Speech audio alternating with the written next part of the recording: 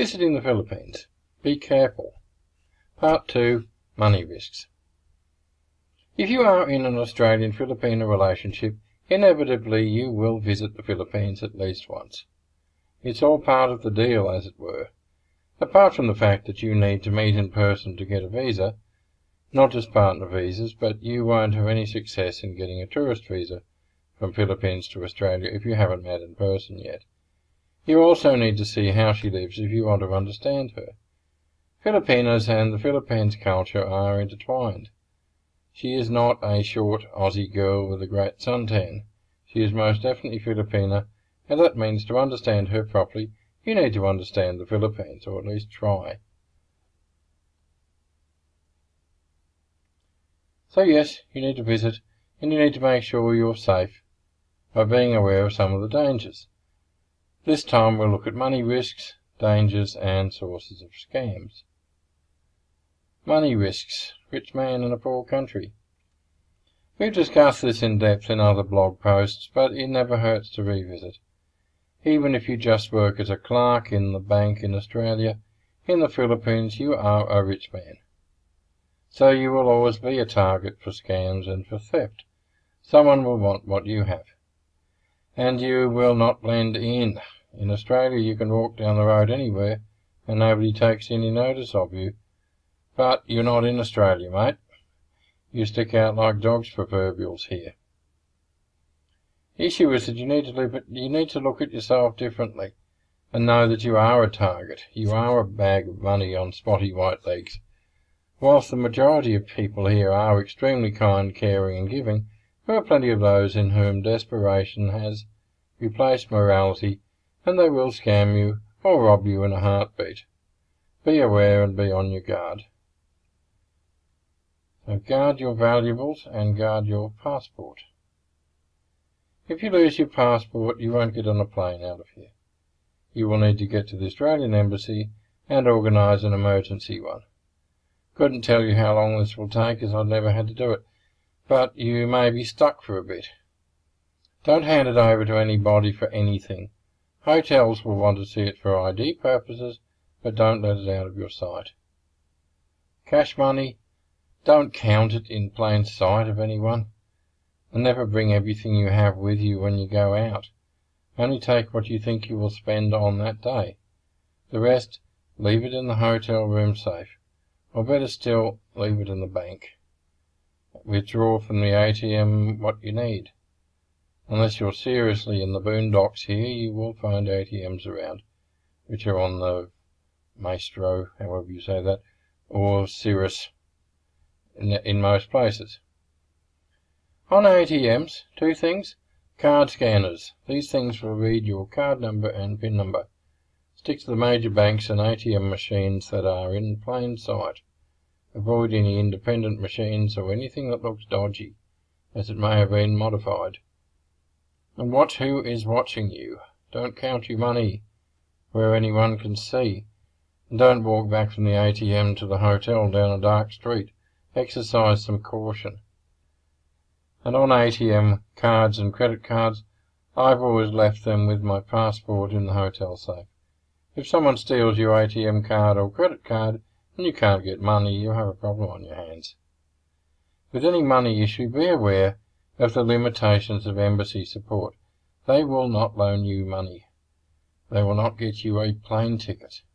You run out of money, you're on your own. Being too trusting. I've learned a few things over the years. I used to be as trusting here as I always was in Australia, but now I'm more careful. There are 3 areas where you need to be cautious. Trusting Filipinos. As above, you are a rich man in a poor country, and that makes you a target. Are Filipinos terrible people? Most definitely not. Most are the kindest, most caring people you could find anywhere. However, there are those whom, mostly driven by desperation, will happily rob or scam you. These could be strangers, such as hotel staff, who will go through your suitcase in your room, to taxi drivers who will overcharge you, to someone in a bar who will slip something nasty in your drink, and even down to the relatives of your Filipino lady who will try to scam you in some way. Now, it's perfectly acceptable to say no, especially if you do so gently with relatives. Beggars in the street you should be blunter with. We see some very well-fed beggars sometimes, and wonder why they would have fashionable hairdos if they're so hungry. Our preference with kids in particular is to buy them food instead. At least you know it will fill a belly and not go to some scumbag who uses kids.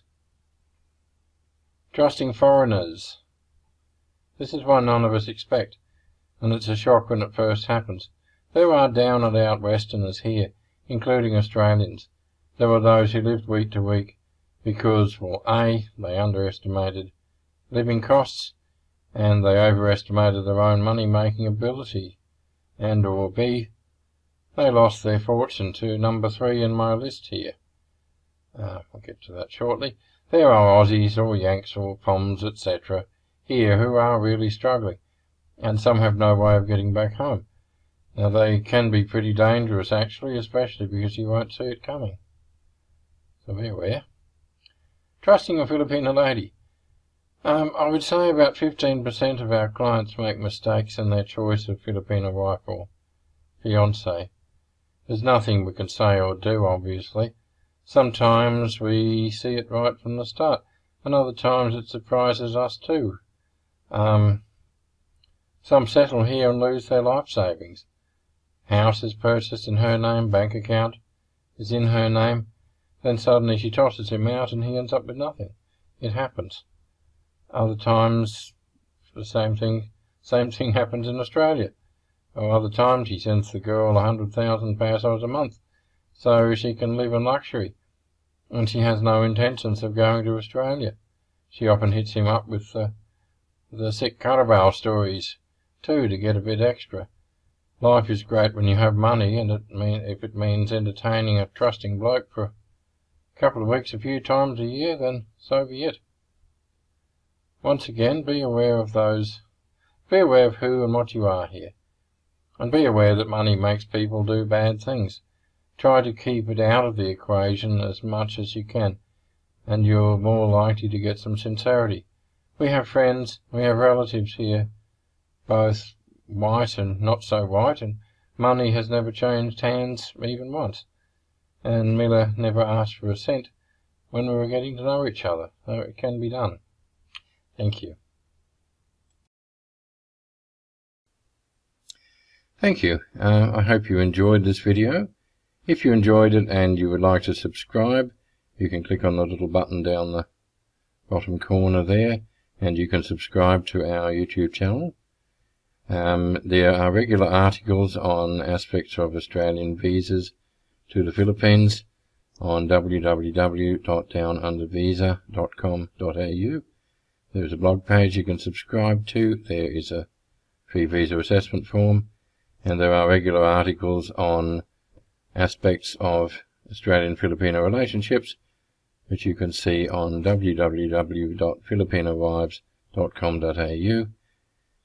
If you can please share these articles and these videos on any of the social media that you use, we would appreciate that. Thank you.